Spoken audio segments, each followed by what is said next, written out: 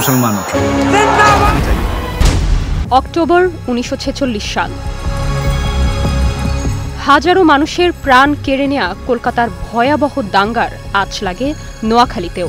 ৮০ বছর আগের সেই কাহিনী নিয়েই ৫ সেপ্টেম্বর ভারতের হলে আসছে বিবেক অগ্নিহোত্রীর দ্য বেঙ্গল ফাইলস। তবে মুক্তির আগেই বিতর্ক পিছু নিয়েছে ছবিটির। পশ্চিমবঙ্গের কলাকুশলীরা প্রশ্ন তুলেছেন, শুরুর নাম দিল্লি ফাইলস রাখা হলেও পরে কেন নাম দেয়া হলো বেঙ্গল ফাইলস। শুধু ফিল্ম ইন্ডাস্ট্রি নয়, নির্মাতার বিরুদ্ধে ইতিহাস বিকৃতির অভিযোগ তুলেছে রাজনৈতিক দলও। প্রকাশ হওয়া ট্রেলার নিয়ে উঠেছে আপত্তি। অভিযোগ, স্বাধীনতা পূর্ব বাংলার গ্রেট ক্যালকাটা কিলিংয়ের অন্যতম চরিত্র গোপাল মুখোপাধ্যায়ের পরিচয় বিকৃত করা হয়েছে। কলকাতায় ট্রেলার লঞ্চ অনুষ্ঠান শেষ মুহূর্তে বাতিল হয়েছে রাজনৈতিক চাপে। বিপক্ষে অবস্থান নিয়েছেন পশ্চিমবঙ্গের মুখ্যমন্ত্রী মমতা ব্যানার্জিও।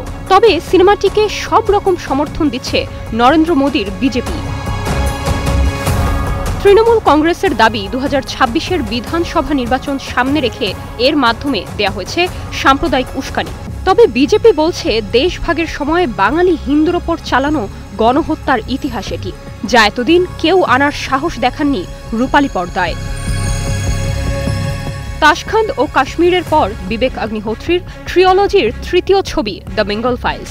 অনুপম খের, মিঠুন চক্রবর্তী, শাশ্বত চট্টোপাধ্যায়ের মতো অভিনেতাদের দেখা মিলবে সিনেমাটিতে। তবে এটি কলকাতার হলে মুক্তি পাবে কিনা সেটি এখন বড় প্রশ্ন। নির্জন নুসরাত, স্টার নিউজ।